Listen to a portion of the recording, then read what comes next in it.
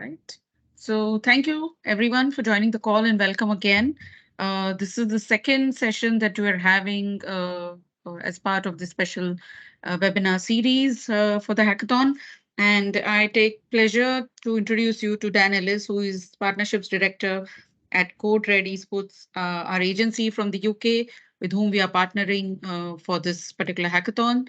And Dan himself is an expert and he has helped us curate the challenges or the themes that you have for this hackathon, for which most of you have registered. So, without much further ado, I invite Dan to take the stage. Yeah, Dan, the floor is yours. Great, thank you very much. And thank you everyone for joining me today. Um, I have got a couple of things to go through in the hackathon, and essentially what we're going to be talking about are the three challenges that have been put out to you in a lot more detail. Now, you should be familiar with those challenges already to some degree based on what's the information on the Sogeti Hackathon website. Also, we're going to have time for questions at the end of this call. If you can think of anything that you want to say whilst I'm talking, then feel free to put it in the chat, and I probably will react to it at the time. If not, then save questions for the end. And even at the end, if you can't think of anything at that point, then if you recall, we have the Sogeti Hackathon Discord server that you can also join and ask me questions in as well. Okay, so like I said, we're going to be diving deeper into the three challenges that are set out for you. So each one of these, we've got a section, and we're going to be talking about them in a bit more detail. So obviously, the first challenge is AI in gaming innovation. So what that essentially means is changing the experience for the end user. How can AI help revolutionize the industry to change and develop and give brand new experiences for the gamer, essentially. The second challenge is building communities. Now, this is about communities that may not necessarily be housed in things like Discord and Reddit, but they would obviously be applicable. But also, you can think more broadly as well. So, for example, if you play League of Legends, you might consider yourself part of the League of Legends community. Or if you are a cosplayer, you might consider yourself part of the cosplay community. So it can be as broad as that. It can be as broad as people just using Steam, for example, and they're part of the Steam community or Xbox community. It can be very broad, or it can be very specific, where, again, like I said, communities that are housed in Discord or Reddit. And then finally, the last challenge is aiding game studios and developers. So, like AI in gaming innovation is about the front end and about the end user experience, aiding game studios and developers is about the back end. So, how can AI advance and support game studios whilst also not replacing people? Because that's obviously very important too. So, consider how technology can aid in creating games more sustainably and effectively without the need to remove humans, essentially. Um, Before I continue, I'd like to show you the judging panel. These are the judges that you are going to need to impress. So one of them is me. Another one is Sean Hovarth. He is the Chief Revenue Officer of GameSquare. Now, GameSquare are the company that own Code Red Esports. Um, GameSquare also own a couple of esports organizations that you may have heard of, called FaZe Clan, who we recently bought, and Complexity. Also, Ninja, if you've heard of him, is our Chief Innovation Officer. So, in some really roundabout way, Ninja's actually my boss, even though he doesn't know I exist. We've also got Ash Liguori. She was most recently the marketing manager at Rock Digital, which is a indie games company. We've also got on the call with us today, joining us on the call, and will potentially jump in and make some extra comments to help with your information, is Aaron Baker at Bulkhead. Bulkhead are working on a brand new game, which I'm really excited to try, and can't wait for Aaron to invite me to the office to play. It's called War Dogs. Aaron, if you want to quickly introduce yourself. Yeah, my name's Aaron. I've been in the games industry, well, at least at Bulkhead for half a decade now, so it's been a while. came into the industry as a community manager, so I'm interested to see sort of where you guys can apply AI from on a community standpoint. Since then, moved into brand, and now more recently, in the last year or so, I've been a UI UX artist and designer. So I've got like a broad spectrum of knowledge in different areas within the games industry. Um, yeah, and that's sort of my quick past. Cool. Thanks, Aaron. And then finally, a very we've got our celebrity gamer, which will be on the panel. We've got Perry Carriel. If you Google her name, you will see that she has completed Elden Ring by using mind control. She attached an EEG machine to her head, and she controlled the game with brainwaves and completed it. I barely completed it with my hands, so this is very impressive. And then, of course, we're going to have a judge from Intel as well, and that is TBD. So, first and foremost, we're going to jump into the first challenge, AI in gaming innovation. So, what does it actually mean? So, let's try and understand the foundation of it. So, it's not just about creating like smarter game opponents, because that is being done and has been done. It's about utilizing AI to craft dynamic, adaptive, and personalized gaming experiences. So it can be anything from intelligent game environments to responsive stories, and an AI can potentially reshape the way that these games are experienced. So for your challenges, I would concentrate on how AI can enhance the player's experience. Um, Very recently, if I will put information about this in the Discord when I find it, but a great example of this is some new tech coming from NVIDIA. I've forgotten the name of it. Aaron, you might be able to help me out with this. But it essentially, when you have a conversation with an NPC, it reacts to what you say and it doesn't really have a defined script. It will have a backstory, but it doesn't have a defined script. It will react to what you say and how you treat that NPC. And that's just the start of this. Um, so again, this could include AI-driven game mechanics, storytelling, personalized gameplay, and worlds that change as the player plays in them. So imagine a game that changes every single time you play it, along with the storyline and the way the characters react to you. So you might have multiple choice games right now, like Baldur's Gate 3 or Mass Effect, and but these have like predetermined endings in some way, shape, or form. AI could potentially have not only the different experience every time you play it, but a different experience for every single person that plays that game.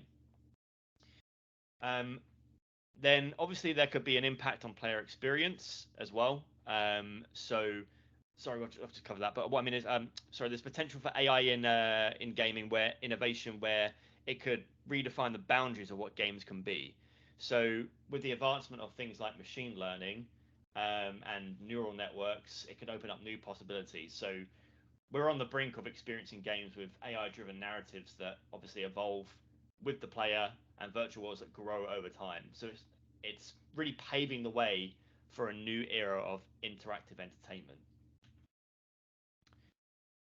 Three examples of how AI was in gaming innovation really changed the way that we play games. I think my favorite one, and most notably, probably one of the oldest ones, was Left 4 Dead. Left 4 Dead introduced something called the AI director system, and simply what it is if you were good at the game got harder. That's what it boils down to. And obviously, Left 4 Dead is quite an old game now. I think it came out in 2008. But at the time, it was revolutionary and still very much recognized to this day. If anyone's played The Last of Us Part 2, you would have been very impressed with the way the enemies and NPCs reacted to uh, combat, and the the AI had complex decision making processes. So it would seek cover in different ways. It would change the way would react with other NPCs, whether calling for backup or not. It was really really immersive. And then finally, Minecraft uses AI to govern the behavior of like different characters in the game and different enemies on different mobs. Um, AI-driven characters exhibit different behaviors as well, like they could flee or attack depending on what's happening within the environment. So um, with your challenges, here are some potential things that could inspire you and different ways to apply AI in gaming innovation. So when you're coming up with your idea, think about AI generated content, how it could lead to infinitely replayable games. What innovations can use predictive analytics to bring player engagement? And of course, AI in gaming opens up a world where games are uniquely experienced by each player, like I mentioned. So as you develop your ideas for this challenge, think about how your solution can pioneer new gaming paradigms. So from adaptive AI to AI generated content to predictive analytics. Um, so that is AI in gaming innovation in a nutshell. Okay, so the next one we'll be going through is building communities. So as I said, there's different ways to think about communities specifically. So whether it's housed in a Discord or more generally speaking, like the cosplay community, we can talk about the bigger picture here when it's like a community that has a shared interest. And AI is already making strides with communities. So it's already enhancing player interaction. Um, the use of AI in gaming communities focuses on player interaction, and it can analyze communication and player behaviors for a more engaging environment. AI can also support community management. So it doesn't necessarily replace the role of a community manager, but it can be used to monitor online conversations and flag inappropriate behavior, thus making the job of the community manager able to focus on more bigger picture projects and leaving the more trivial things to the AI to clean up. And then, of course, something that has been on the radar of a lot of developers, studios, and communities is obviously a sustainable future.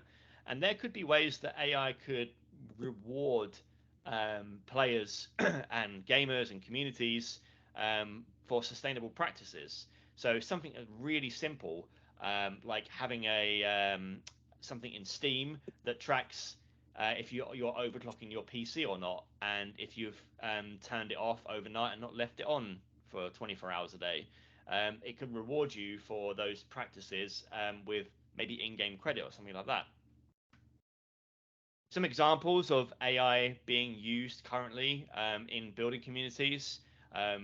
It's used for moderation. So, for example, Riot implemented an AI system to monitor community interactions. So it detects and addresses toxic behavior, and then it will offer the offenders punishments, ensuring that there is a healthier online community. And then obviously Steam, it uses AI to provide personalized game recommendations. So this analyzes the way that their purchase history and player behavior and their preferences, and then will recommend you new games based on the type of gamer you are. And then finally, Fortnite has employed AI to manage their in-game events and adapt them in real time based on player participation and responses. So when you're thinking about your challenges and you want to go with a building communities challenge, a couple of things to consider about applying this. This would be really cool, in my personal opinion, is an AI personal assistant. So imagine a personal virtual assistant on Steam. You load up Steam, you've got your own personal AI assistant, and they won't just suggest games based on your purchase history, but they will suggest games based on how you play those games. So let's say you're playing a first person shooter and you're not very good, which is fine, but you enjoy playing first person shooters and you like to play those games with other people with a similar skill. Not only will the personal assistant recommend you games that you can enjoy based on your skill level, but it will also recommend you communities or guilds or other players that play in a similar way to you, and not just based on the way you play, but whether you're communicating in those games. If you're an introvert or an extrovert, it will analyze that data and provide those suggestions to you. Now, in regards to enhanced matchmaking systems, you can think beyond your traditional elo-based match skill levels, AI can again analyze the behaviors and preferences to match players who will enjoy playing together, and then also potentially match players based on what type of player you are. So, for example, if you're playing a online football game and you like to play as a defender, it will match you up with other players who like to play midfield and striker. So then, therefore, you won't risk having your defender slot taken or stolen, and you can play with the players who will, be more than happy to fill those other positions. And then finally, community feedback analysis. So consider the vast amount of feedback that's generated by these communities. AI can easily sift through all of this data, and it can identify common issues and trends, and obviously player sentiments as well. So any analysis like that is very valuable for developers and their community managers, and it will enable them to address concerns proactively and tailor updates and events that will truly resonate with those communities. Um, Aaron, anything to add on that one with your community management experience? No, I think you've pretty much covered the brunt of it. To be fair, I think you're right in saying like community management, and when it comes to games and game studios and the games they make, the net is incredibly wide. Communities come in all shapes and sizes, and I think with this, you've got like a broad spectrum of how you can help teams effectively, accomplish their goals. Wrangling players is arguably one of the harder parts of game development. Tech obviously is a nuisance at the best of times, but players and toxicity, these are problems that have stemmed since the dawn of time with gaming, and anything to combat those things would be ideal. I think we're only really seeing that. We're only at the tip of the iceberg with how we can communicate with players in that respect. So yeah, really interested to see which way this goes. Cool, thanks, mate. Okay, so then we'll move on to the final challenge, which is aiding game studios and developers. So focus on the use of AI in the back end processes of game development for this one. So this includes AI for efficient game design, development workflow automation, bug detection and resolution. So AI assisted game testing could also be a part of that. And of course, you could use AI for market analysis as well and player insights, like we just mentioned with the building communities part. But here, AI is a tool to streamline and optimize the game development process, making it more sustainable, efficient, and potentially cost effective, but at the same time, not replacing the individuals that work hard on these games. So, of course, we want to make sure that we will look at the way that it could potentially change the way games are made, but again, making sure that it doesn't replace the human being. Um, its role in game development extends to making processes more efficient and environmentally sustainable, and it can automate menial tasks like asset rendering and optimizing server use. Some examples of how AI is already aiding game studios and developers. Microsoft's PlayFab offers services for automated game testing, so it can use AI to simulate thousands of game sessions very quickly. Unity has already been developing AI tools that assist game developers. It has a chat GPT style system where you can type in what you want and it will tell you how to do it, or it will do it for you. And then EA are using AI tech to analyze player data in games like EAFC and Madden to understand players' preferences and behaviors and buying frequencies and what type of game modes they prefer to play as well. So some applications that you can use for aiding game studios and developers. So as I briefly mentioned at the start, when it comes to the first challenge, creating dynamic game worlds could absolutely support game studios with AI. So again, think about how these worlds can change based on player interactions, um, leading to like different experiences every time the game is played. So we've already kind of covered that, but think more about the back end of this. And again, AI could contribute to the way that the story is developed. So, as I mentioned before, having a different ending every time you play, or even just a different experience, it could essentially be their very own custom game. So again, think about how AI can support the back end of this as well. And then of course optimizing resources. So if you've ever been playing a game online and you've been kicked from the server and everyone else has been kicked from the server, this could potentially be due to network traffic and peak usage times, etc. Not necessarily anything to do with your hardware or your connection. AI could potentially create algorithms that optimize the server loads, manage the network traffic, and predict peak usage times. So it will ensure a smooth gameplay experience. It will take a lot of pressure off of the network teams, and it will be an overall better experience for the players. Aaron, anything to add to that one? I think you covered it. I think an important thing in regards to a lot of this is that they are effectively tools. A big hot topic in the games industry is AI.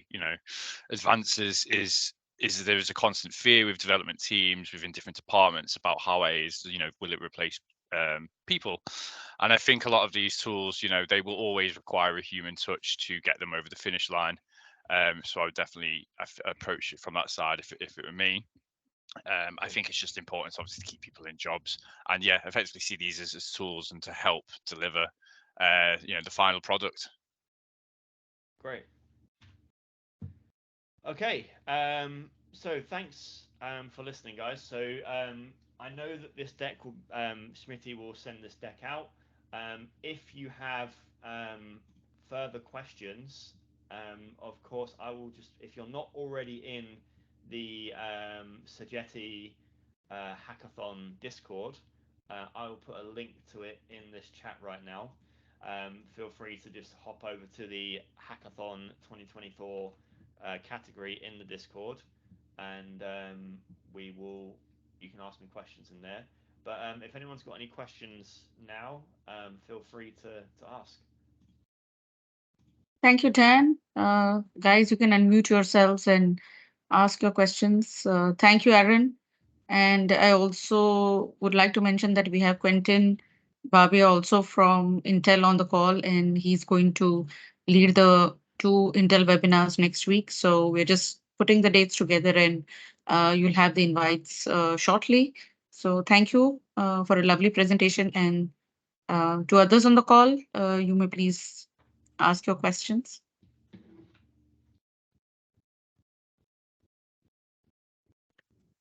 So for well, let me ask it this way: what kind of output is expected from the hackathon?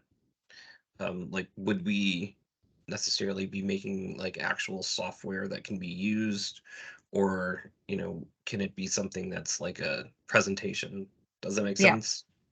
I'll answer that. So the teams who have registered have already received the templates in which potentially we expect them to fill the details around whichever theme or challenge they have chosen. So the problem statement, the application, and what is the use case they're looking at.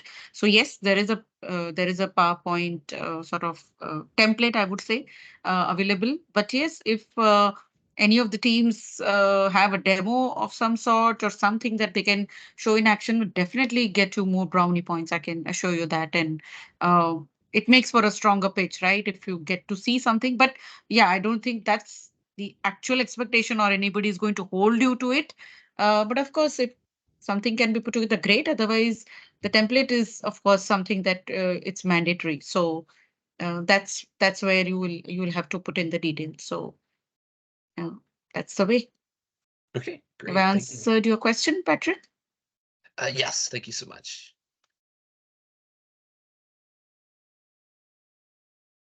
And we have extended the registrations by a couple of days. So if some of you are still thinking about what to do, you still have a couple of days. So please form up your teams and also let your colleagues know. We have already sent an email about it a little while back, and there'll be more because the Intel webinars are coming up. So of course, we'll reiterate that. And you have till February 9th to submit your the first cut of the solutions. And next week onwards, I think the teams will also have some expert guidance, mentors to work with to sort of discuss their pitches and solutions and stuff like that. So it'll be an interesting way forward. Any other questions? Of course, you can pop in the questions in the Discord channel that Dan has already spoken about. You have a lot of sports gaming enthusiasts on the channel already. So please feel free to leverage it to ask your questions and let the discussions flow. You never know, an idea might just come to you from there or some suggestions, something from other experienced people Just to answer on the Josh's Discord question, channel. just to answer Josh's question, I would say yes, like, but obviously you need to make sure these ideas are grounded in reality and Yeah, they're something that you could actually execute, that it would actually work. go to If you did make market. a if Yeah, you did yeah, if it's ready to go to market, that's one of the things that we'll be looking at in the judging categories. Is this idea something that could go to market like now? Um, if you were to make a working product, then obviously that would be incredible and very impressive. But yes, generally it's more of an idea generation.